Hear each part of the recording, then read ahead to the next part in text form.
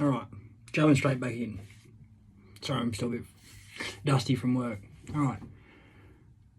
So there's the three types of stonework you'll see in Peru.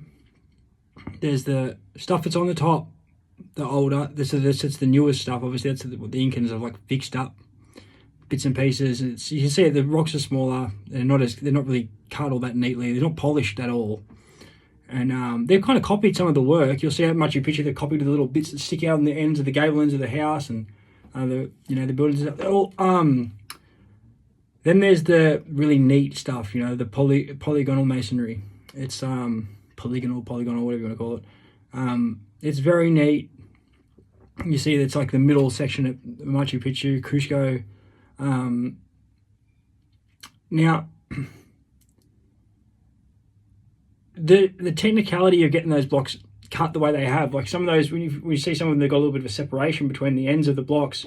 Those faces, some of them curve, like they got like a twist in the face like that, and the block next to it matches the curve.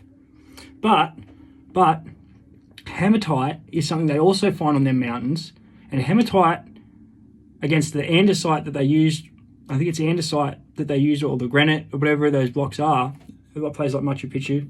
Mate, the hematite busts through that fucking granite pretty easy. You'd be surprised. But it's not that. It's the size. The bit that gets me about it is that Sacsayhuaman, so the size of some of them blocks, like we know what heavyweights are like to move at them. Them things are like 20, 30, 40, 50, maybe over 100 tons, some of them blocks, right? How did they... It's the transporting of this stone that interests me the most. How did they get it to the site, and how did they manage it and get it erected and successfully many times?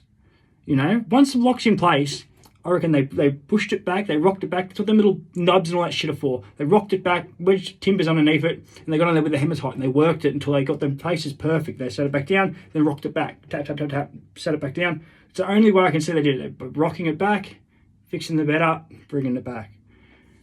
But it's the transporting that really gets me.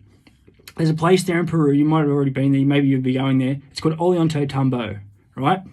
Now there's these, at the top of that hill there, there's a big, huge staircase and all the fucking terraces, right? But at the top there, somewhere there on the left, I'm pretty sure it is, you go up, and you're looking at it from the bottom, so at the top there on the left, there's these three big rocks up there, right? These three big bits of andesite, and they've got skinny little bits in between them, right? And they're perfectly fit together, perfect. So those three big rocks at the top of that hill at Ollantaytambo, they came from a quarry that's the next mountain across, right, on the other side of the mountain across the way from it. So they got those huge big blocks up over that mountain, through a valley, and back up to the top of that hill there to assemble them up on top of that fucking footing. Like, at the top of that hill. How in the fuck they move their massive rocks, man? Alright, so what do I think? I think there's been 3 different stages of occupation at that site. I think that really long way ago, like Younger Dryas, like 13,000 years ago, were the people that were carving into the bedrock.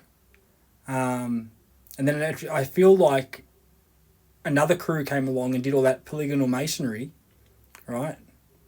And they must have been there for a long time doing that. And then another occupation, which is the Incas. And so I don't know who the other... Alright, last video. So to sum it up, my problem is with the transport. It's not the fucking assembly, it's not the fucking shaping of the stone, it's the transport. We've got the same problem in Egypt to a much greater extent. Cairo is 500 miles away from Aswan. That's from like Sydney to Brisbane, man.